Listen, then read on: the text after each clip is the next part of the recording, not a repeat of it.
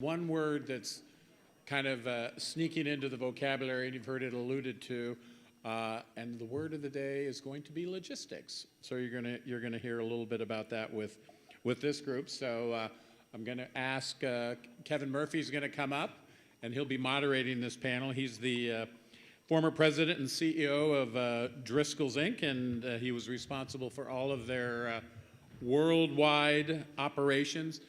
At Western Growers, we're always very, very proud. We tell everyone we're 60+% of North America's fresh fruit and vegetables, and we operate in I thought it was some 20 companies, and then Driscoll reminded me, no, it's 30 countries. So Kevin is from South Africa, has a master's from Edinburgh Business School in Scotland, so he does have a distinct global view of things in this particular topic. So Kevin will be interviewing this group, and we will be joined by Vince Ballesteros, who is the president and CEO of River Fresh Farms, which is a leading provider of global sourcing and customized supply chain solutions for the ag industry. And he founded River Fresh Farms to provide a critical service by establishing a direct link between growers and buyers and overseeing their supply chain from start to finish.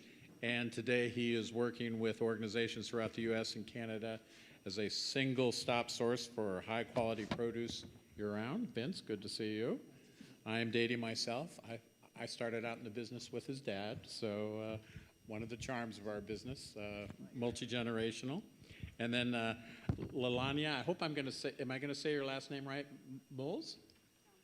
Sounds great. That sounds like close enough and not exactly right, so make sure you clean up after me. And she is from Watsonville, but has a lot of experience in the logistics field, and she is at Driscoll as a senior logistics manager, where she oversees export transportation and U.S. and Canadians customs compliance and transportation.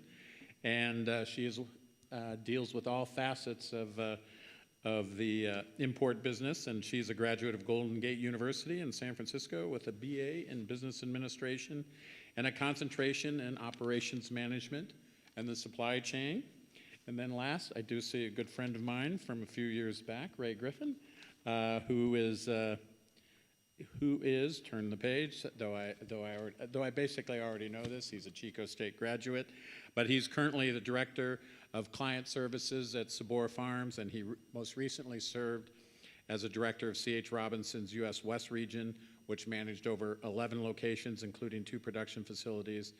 And he has a dedicated focus on the development of food source and C.H. Robinson's private label and supply chain management teams. So, Kevin, you've got a great group to discuss the role of the supply chain in tomorrow's marketplace. Thanks, Dennis. Appreciate it, as always.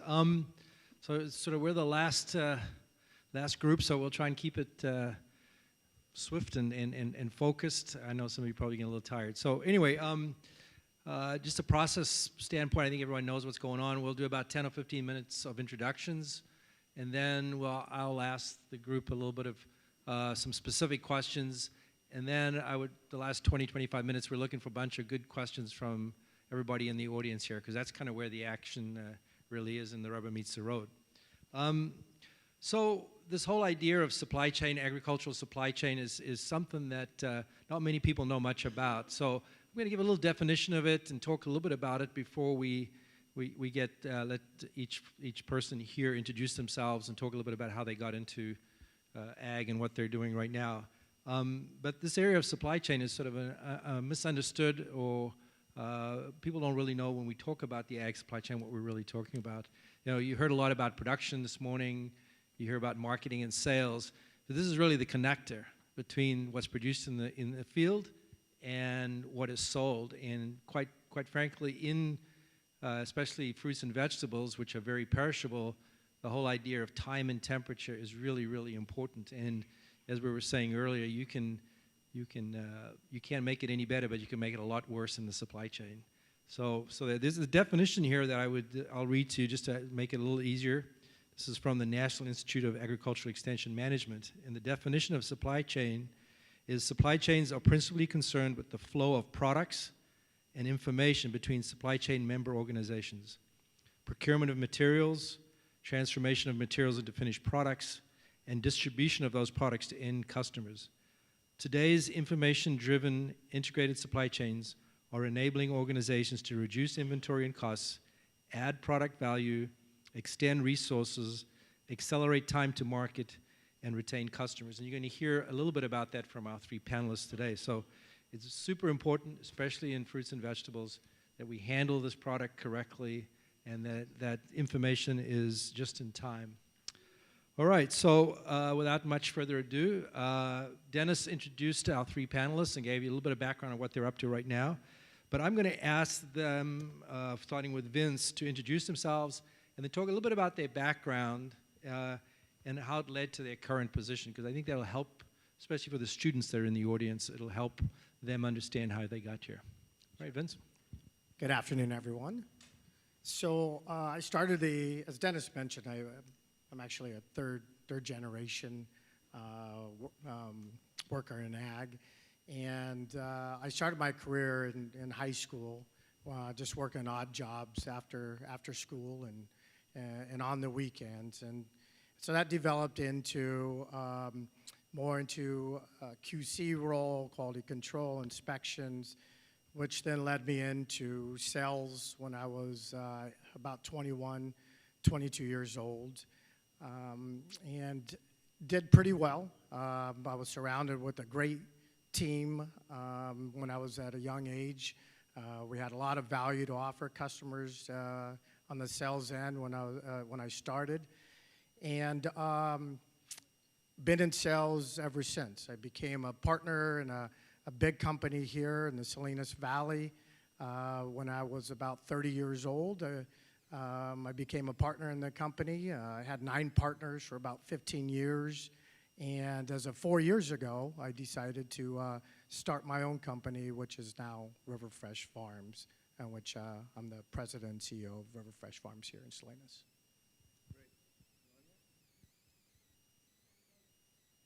Can you hear me? There we go. So my name is Lainey Moles, and I have actually, thinking about now, since it's 2019, I've been working for 20 years. Goes by really quick. And I got started out in ag a little bit less conventional from the standpoint of I was in high school with a worker's permit, and I desperately needed to pay for gas for my truck. So my mom basically said, well, you better get a job, and Superior Foods in Wattsville, California hired me as a filing clerk. And that's really kind of where it started. And from there, I had the opportunity to work a little bit in accounting. Then I went into our newly formed organization, which was the Superior Foods International Division, where I had a chance to manage import documentation flow, import cargo, so hands-on with USDA Customs, FDA, begging and pleading cargo through ports. Did that for several years while I went to school, and then got a little bit tired, so had the chance to go to sales. And I think it's important for ops to understand sales as important as it is for sales to understand ops. And was there for about 5 years, had a chance to work a lot of foreign-to-foreign accounts. That was really a big eye-opener, both culturally and just experience-wise. After that, I realized ops is a better place for me, so I had a chance to lead our ops team at Superior as well as the integration of our companies. So was responsible for all distribution, imports, domestic transportation, as well as inventory control. Did that for several years, and then had an opportunity to join Driscoll's in logistics. And I love logistics. I definitely respect the inventory control side and everything else that we did, but I just love the movement of product. So at Driscoll's, I've had the chance to go from frozen to fresh. And, you know, as Kevin was mentioning, time and temperature is everything. Our fruit does not get better once it gets on our trucks, but we do have an opportunity to make it last. So it's been a great challenge, and that's currently where I'm at today. Ray? Good morning. Can you hear me? Good morning. As Dennis said, I'm a graduate from Chico State. Glad to be part of the whole state system, and I got a degree in agriculture with a very heavy focus on marketing. I originally started out as a marketing major and really wasn't sure what I was going to sell. And being from the Salinas area and knowing what our valley produces, I decided to focus my concentration on agriculture. And upon graduation, landed a job with a very large vegetable grower in Salinas, kind of as an entry-level position in a sales office, and was fortunate enough to quickly rise to be a sales manager at a pretty young age. And the intriguing part of that was they already had an established export division, so I found that to be a very interesting and challenging piece of business as far as perishable supply chain, getting products that we grow here in the Salinas Valley as far as Hong Kong, Europe, Australia, et cetera, and dealing with the people in those countries to receive our product. So after a time there, I moved on to another company where I continued to take that entrepreneurial feeling and spirit of exports and built a rather sizable lettuce export program, primarily into China, but to other regions of the world as well, Middle East, Singapore. And that was all going really well until the Asian markets had a financial crash in the mid-90s. Then I had to figure out how to kind of reinvent things, and I got really focused on organics, which is at the time a very emerging segment within the fresh category and still is today. And from there, I took it on, and another gentleman and myself started our own business. So again, with that entrepreneurial feel, we started a business doing grower marketing, heavily focused on organics, and continued with the international piece. And then because there's so much supply chain in moving those perishable commodities around, a very large public company called C.H. Robinson Worldwide ultimately acquired us because of our capabilities in perishable marketing and supply chain management. So that's always been near and dear to me because you know, it's one thing to grow the product, it's one thing to pack the product, but ultimately you're only, you know, your word to your customer is getting that product to deliver in a timely fashion and in a very good condition. So supply chain management is a critical link in the chain of getting product from field, you know, to the fork. And as being on the advisory council here at CSUMB, we're trying to continue to build a program that focuses on agriculture, and I think, you know, we've got an opportunity to do something that's unique versus Davis, Fresno, Cal Poly, Chico, some of the other big ag schools in our state to really focus on, you know, perishable supply chain.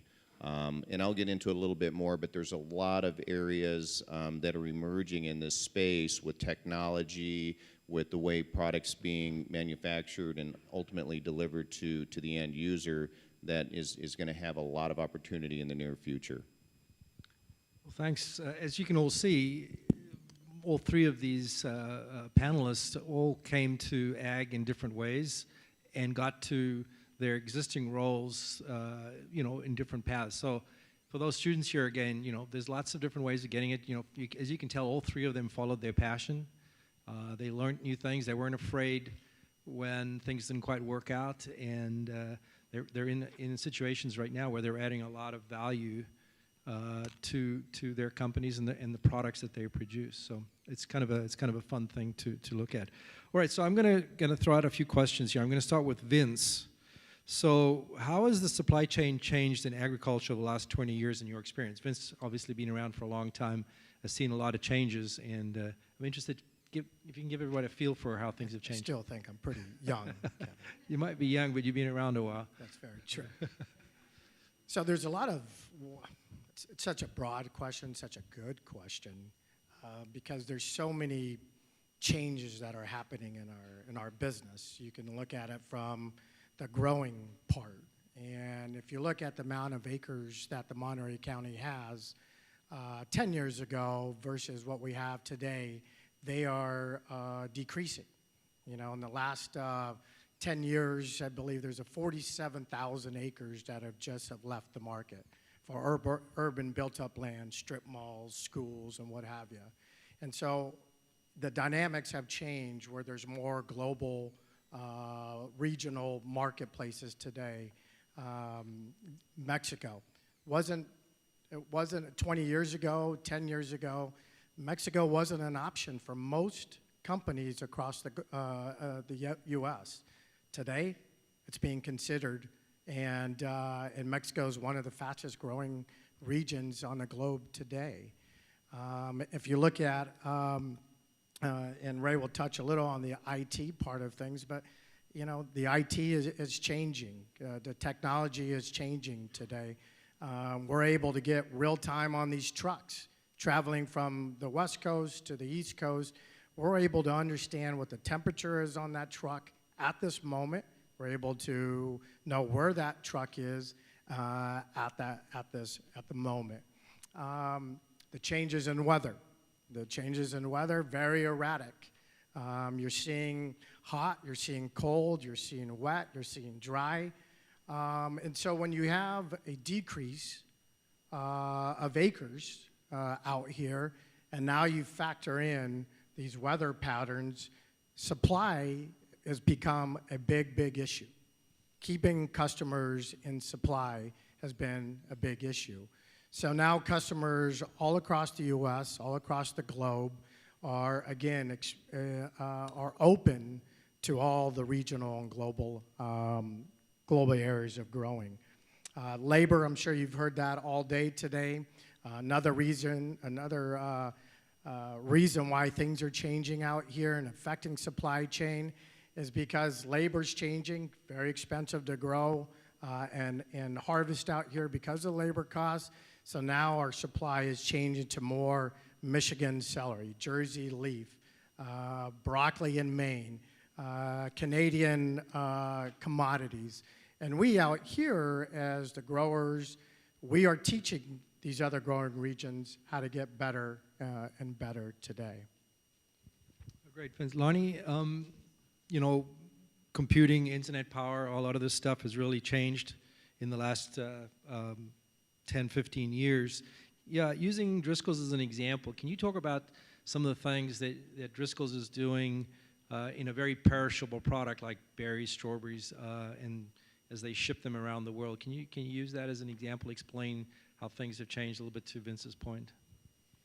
Yeah, definitely. There has been a lot of change. I mean, there's been the time where you basically put product on a truck and just prayed it made it, and really didn't know anything until it got there, and then it was really based on the feedback of your customer.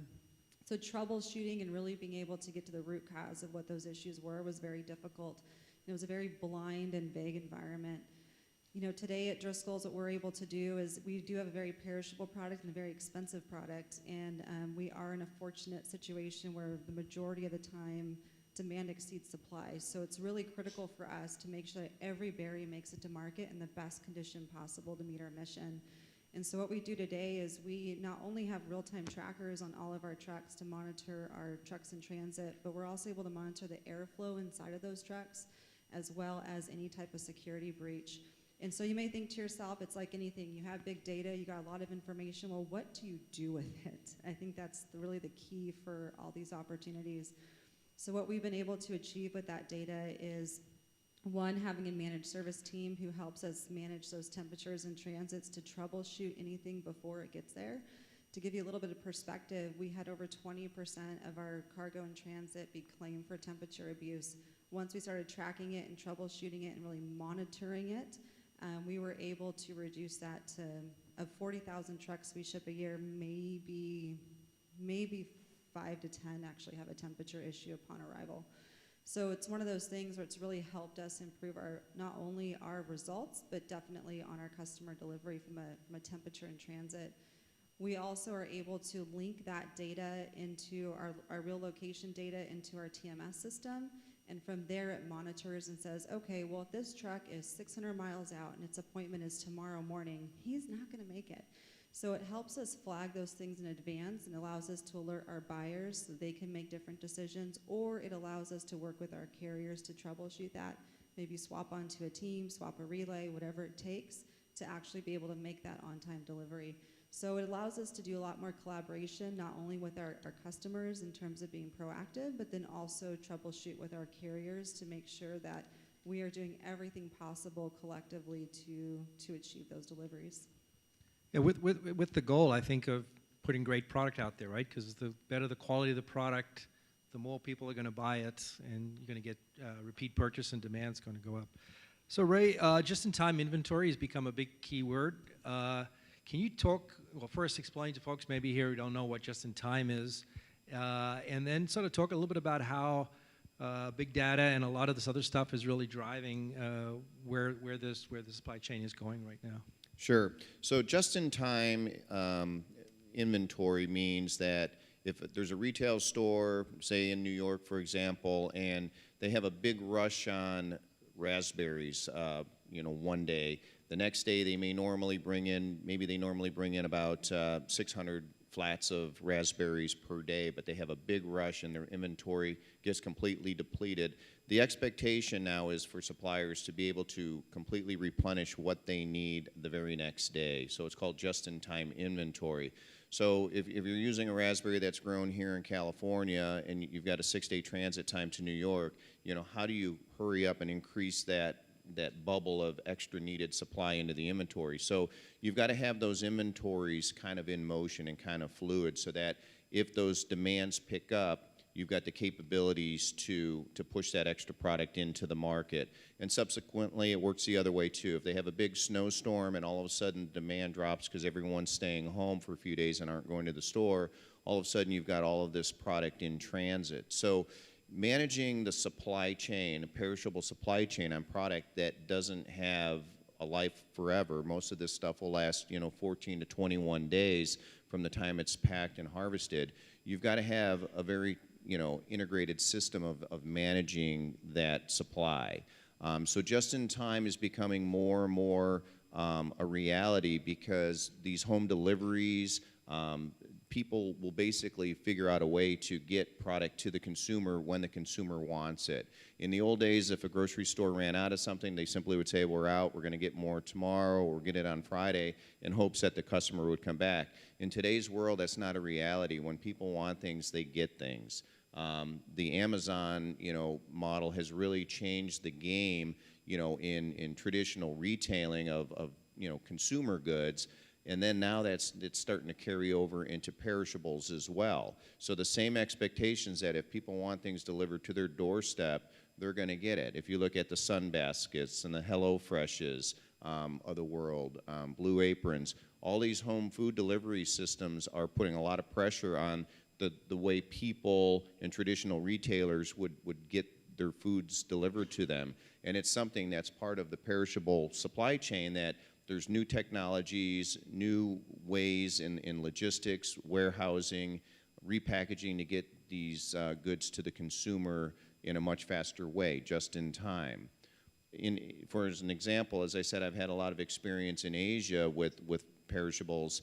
About 50% of the people in Shanghai actually have home delivery of their groceries, compared to here in the U.S., maybe in the low teens, if not single digits by percentage. So, their home delivery system is much more advanced when people are living in high-rise buildings and they don't have an SUV to go to Costco or Safeway to pick up and load everything in the back of their car and take it to their home and then carry it up at their leisure. They're living in a high-rise and they're taking public transportation. So the fact that they don't have to shop for it, number one, and carry it, number two, is a big benefit. And I see those trends carrying over here into the United States, to where just in time, whether it's our product going into a retailer or our product ultimately getting to the end consumer, is only going to grow. So it's extremely dynamic and fast-paced and moving part of agriculture for sure. And it's something that should be quite exciting to obviously the students in the audience. So the next question I'm going to, for each one of you, we can start with Vince, but please jump in and help out as you go. There's two parts to it. One is, what types of positions are being created in this sector? And then what are the skills, hard and soft, that you think young people or folks coming into this industry can be interested in? So what are the kind of jobs that you see happening and the skills that people will need in this new fast-paced environment? So there's a lot of different segments in our business today, more than ever before. Starting with food safety.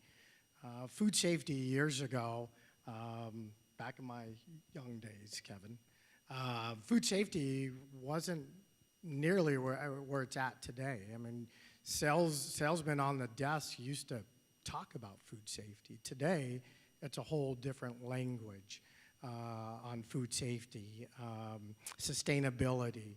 It's a whole conversation. And so there's a lot of jobs that are being created in the food safety sector. Business development. This is a new channel that is, just started in my mind the last 5 years, 10 years, where back in the days, salesmen on the desk used to make a lot of the calls. They would sell them, and you'd have 2 phones in your ear.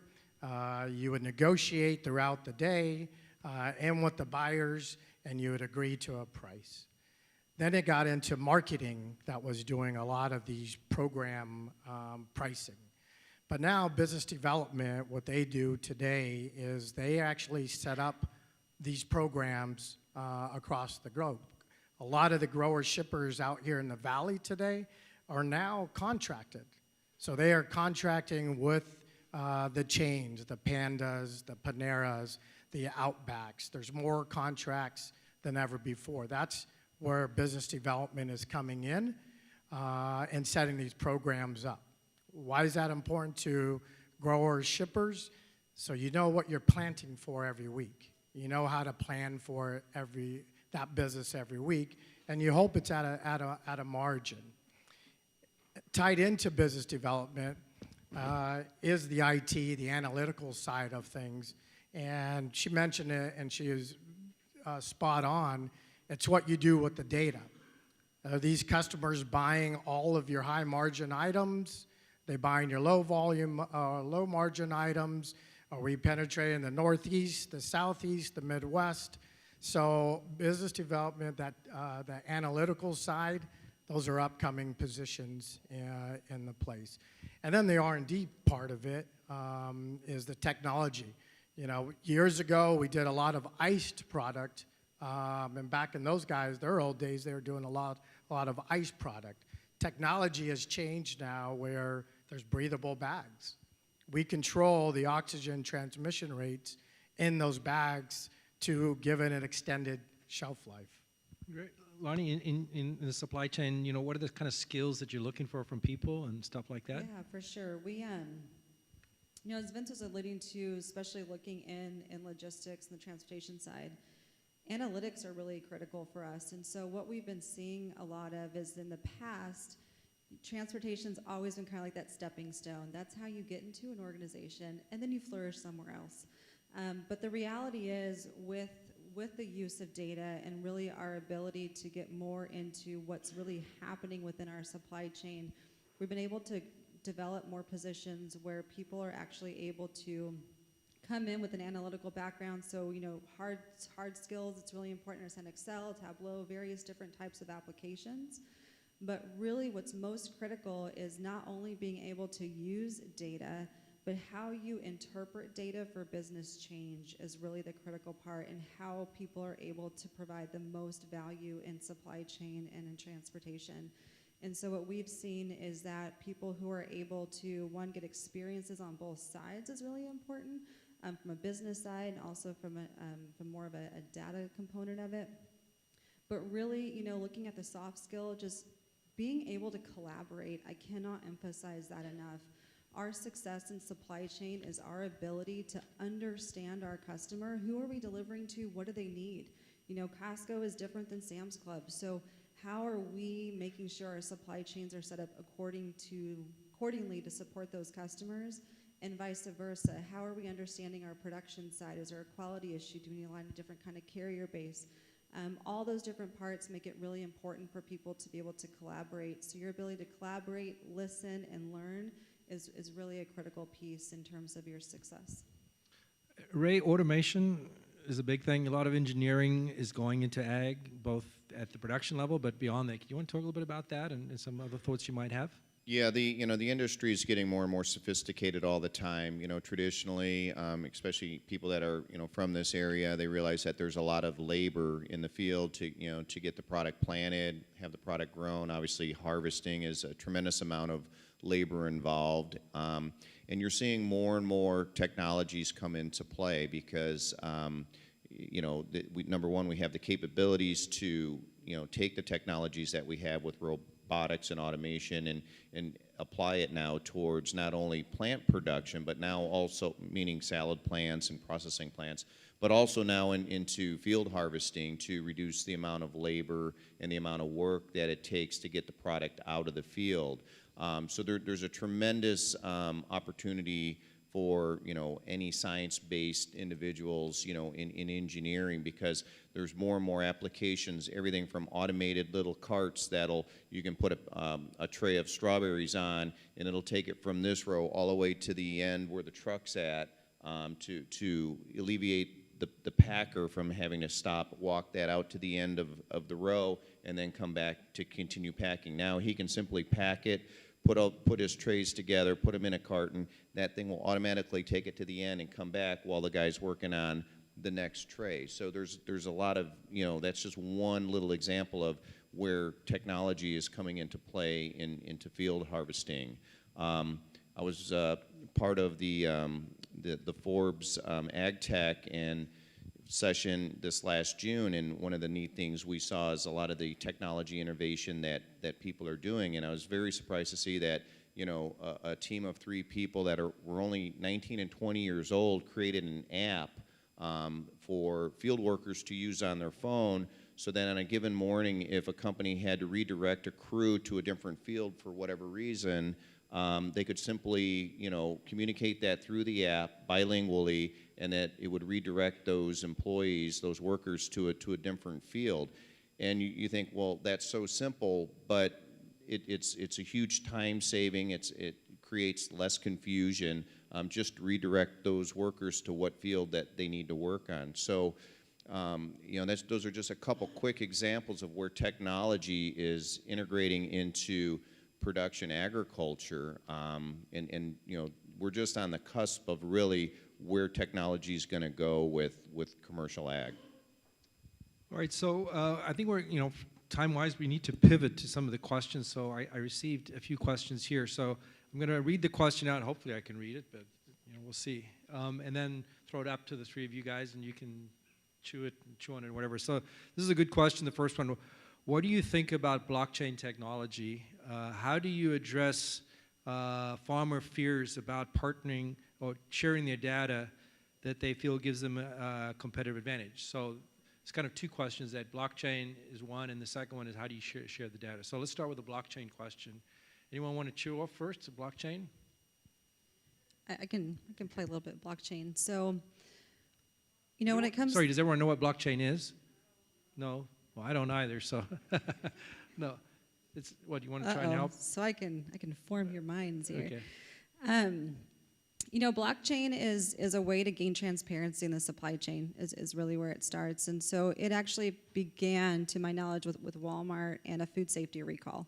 And the foundation of blockchain is around food safety and saying, hey, if we got something on the shelf and it's being recalled, how can we quickly at our fingertips be able to identify the rest of the product that we have in order to peel it off the shelf immediately, versus picking up the phone, calling the supplier, having the supplier then go track down through their manual systems to identify what all product can be impacted. And so I want to say it went from like a 10-day process to pretty much like within a 1-hour process. So it was a really big deal when it came to food safety.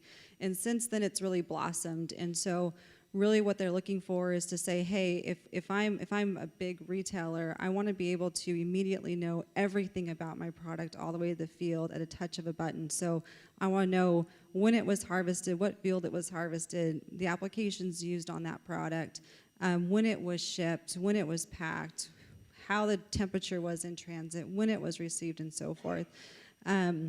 It's still in its infancy stages. There's definitely some testing out there. Ultimately, what I see with blockchain is, when you have multiple user interfaces for it, it's going to be challenging, especially as a shipper. So what if customer A uses one form, customer B uses another?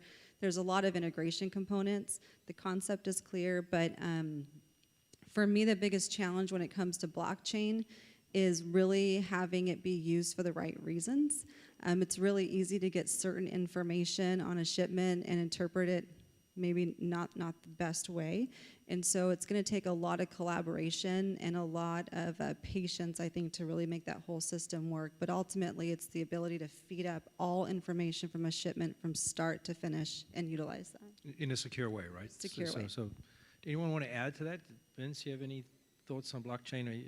How is it impacting your business right now?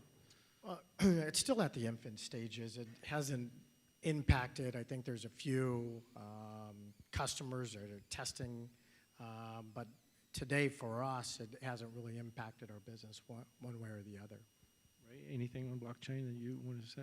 Well, it's a part of the industry that's evolving. You know, when you really look at the U.S. food base, whether it's, you know, fresh agricultural products, food products, or meat products, dairy products, you know, I always feel that, you know, within the U.S. we go above and beyond the standards of, you know, what the rest of the world is doing.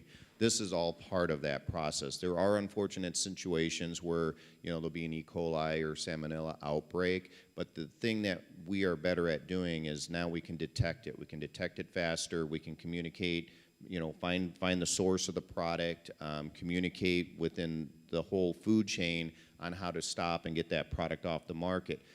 Sometimes the press perceives that as being a real negative, but in terms, it's actually a positive, because 20 years ago, people would get sick and we had no idea why. Now we can detect it and stop the root of that cause faster. Do we get a black eye as an industry from it? Of course we do. And as long as, you know, product's going to grow, you know, with Mother Nature, we're always going to have those challenges amongst us. But, you know, things like blockchain and ways to completely, you know, trace product from what field it came from, what crew and person actually harvested it, what truck did it transport on, all the way to what stored it, you know, an end consumer buy that product through. That's all part of technology. And our food chain is one of the safest in the world because of all those technologies all working hand in hand together, because it takes everything from the farmer to the transportation to the retailer. Everyone's got to play a key role and participate in that food safety chain, if you will. And that's all part of, you know, agricultural perishable supply chain. So food safety, marketing. I also think another quick thing when we were asking about where there's opportunity within this space, I think it's in packaging. We talked a little bit about, you know, the type of films and plastics that we're using that preserve the life of the product that's inside of it. There's so much technology in play in it. If you date yourself back 20 years ago, packaged salads were barely getting onto the retail shelf. 10 years ago, cut cantaloupe and cut, you know, pineapple in a little tub was barely, you know, on the shelf today. Today, it's almost everything is going for consumer convenience, right? Everybody wants it quicker, faster, and ready to eat, whether it's in a single serve portion that you can take for your lunch or a family pack style that you can bring home and use throughout the whole week. So I think within our space, packaging is just at the forefront, and it's only going to continue to improve. Okay, so the second question was, you know, if you're a farmer and there's this complete transparency through to your operation, right, that blockchain is enabling. So how do you tell that farmer, don't worry, you know, we're only using it for X purpose? Lonnie, you talked a little bit about that and saying, but he's completely, or she is completely exposed your operation to all the facts about their operation. What do you say to a farmer in that particular instance, that the information they're sharing won't be used for purposes beyond what they're being described? Vince, do you want to talk a little bit about that? Well, there's been a push today, more so than ever before, for the transparency, and it's you know, and I was just at the PMA this last week in Anaheim, and every meeting that we were in, dealing with some of the meetings with retailers and food service, it was a consistent story. They wanted to make sure that they were talking about freshness. How do we get it from the field to the shelf as quickly as we can? And then the other part of it was all about the transparency, the growers. There's been a lot of challenges in our business over the last 2 years with some unfortunate circumstances that, again, have caused the industry to talk about the food safety piece, the transparency piece. But growers, they want to do the right thing. The unfortunate part is that there's food being grown all over the country, all over the globe today. And so the expectations and the regulations may be different than what they are in the Monterey County. I'll give you an example. We are a part of what we call the LGMA. And these are standards that we have as an industry here in California and Arizona. We also have a program up in the Northeast. It's a regional program. It's a 3-month window, 2.5-month window. They can't afford to, some of these growers on the East Coast can't afford to do all of the things that are needed to do, the water testing, the soil sampling. Those are all things that are taking place.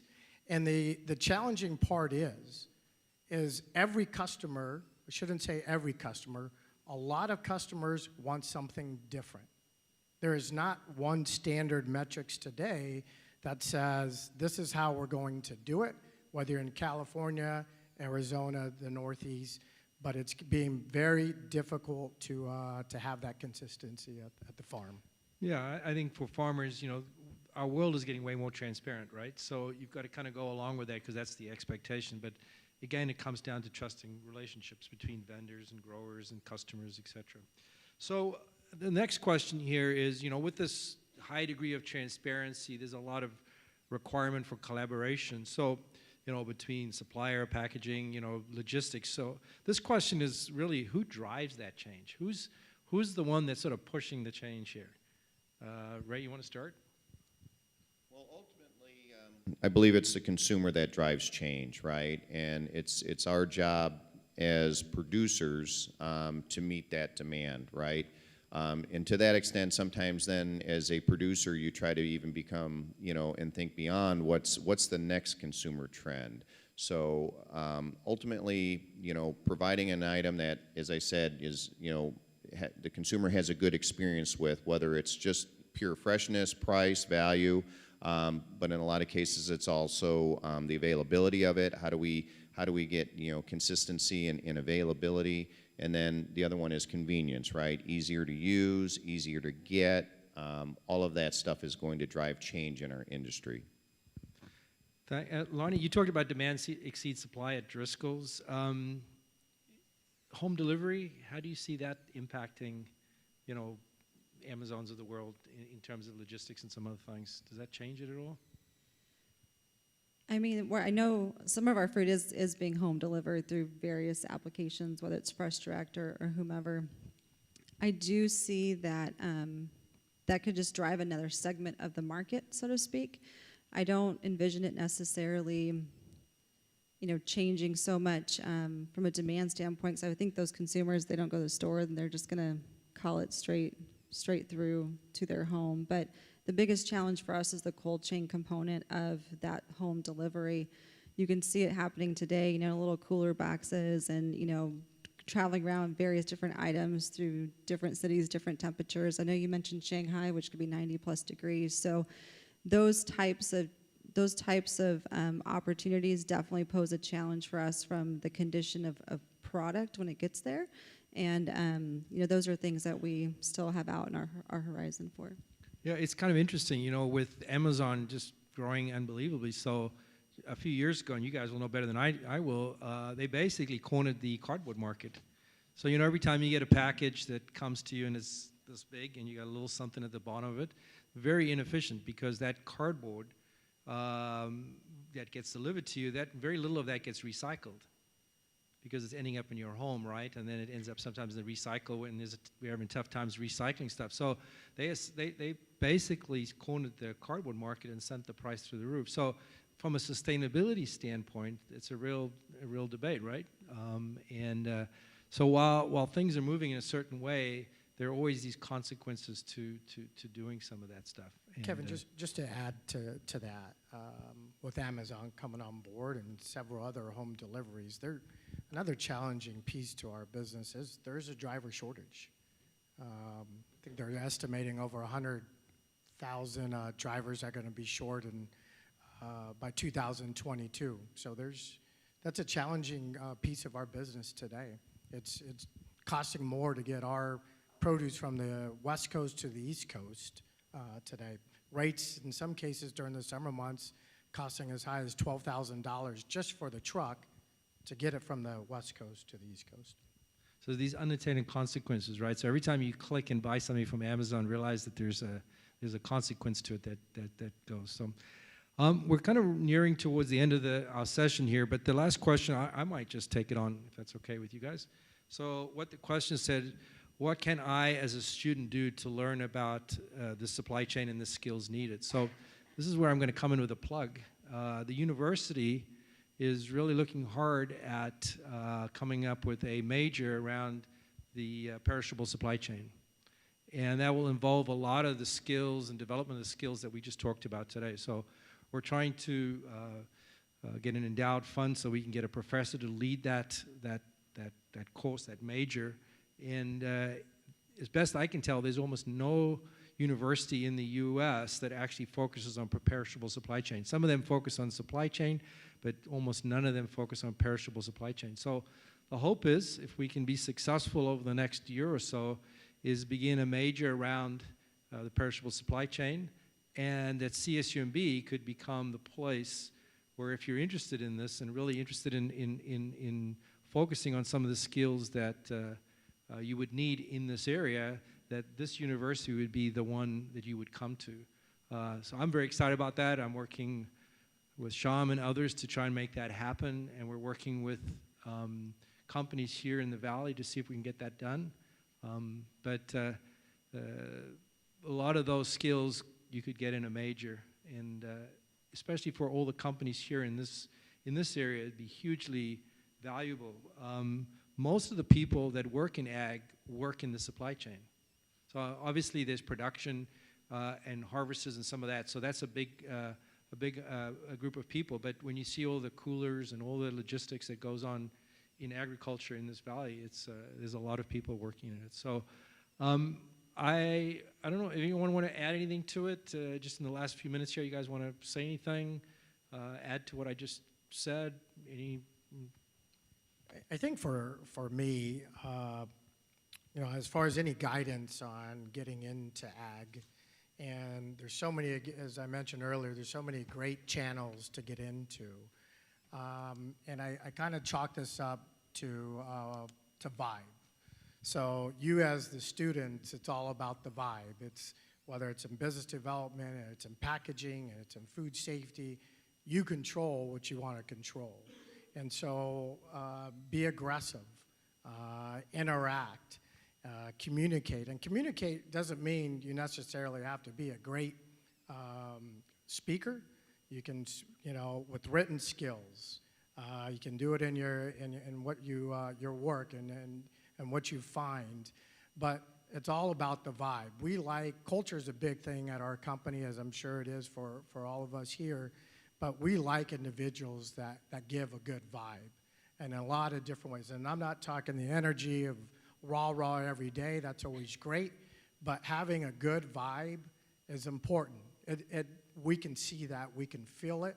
And it's important to us as business owners or management to look for those individuals with good vibe. That's great. You need to patent that vibe. I like it. It's great. Lonnie? I'll add to the fact that it's a very dynamic industry, and it's almost infectious, the energy you get from it, because it's fast-paced. Things are always changing, so there's no 2 days that are ever alike. They might be similar, but you face new challenges every day, because what we produce is a factor of Mother Nature, and we never know what curve Mother Nature will send us. So you have to be a problem solver, and that's the one nice thing about it, is you're constantly adjusting. And when you're managing a supply chain, you don't know where a bump in the road will be that might throw that a little bit off. And the ability to communicate well, to problem solve, will get you real far in this industry, because as my boss has a sign on his door, he says, don't bring me problems, bring me solutions, right? So when you're in the produce industry, you're an ongoing problem solver. And, you know, having the capabilities, you know, being articulate, you know, being driven, meaning having a good solid work ethic, obviously, you know, skill sets in, you know, science or math are helpful, especially as we, you know, get more integrated into the sciences in our industry. Those are all benefits, but there's a lot of different paths within the agriculture industry, perishable supply chain, that you can take. So do take some time and explore it. Ask people like us that have had years of experience in it, because you really can find a niche in this space that's going to suit all of your capabilities and kind of your interests and desires. Lonnie, you want to end it off? Yeah, for sure. And I think just adding to both Vince, everyone's comments here, is just being hungry for knowledge.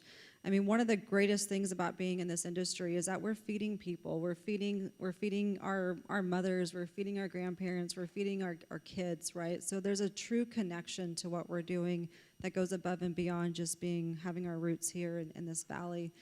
And one of the things that I think is most valuable or most rewarding about being in supply chain and perishable is that you actually get to see your results every day. You know, I come from frozen, so it's a little different nature, and you don't necessarily see the results or fruits of your labor. But here, our product is alive, and if we do a really good job, we're going to see that on the receiving side. If we don't do a very good job, then we're going to be able to see that as well. And, you know, kind of going back to the comments earlier about these multi-tiered relationships or how we really structure it with our customers, it's not just sales to the customer. I think Vince mentioned it earlier, you know, filtering information or making decisions. It's logistics to a customer. It's sales to sales, and we really have to have this very integrated relationship in order to facilitate the transparency and the collaboration needed to move it forward. So, you know, I definitely would add that part of it. Have fun. Yeah, that's right. It's too hard not to have fun, right? So, Vince, Lonnie, and Ray, thanks very much for coming. Hopefully this was informative.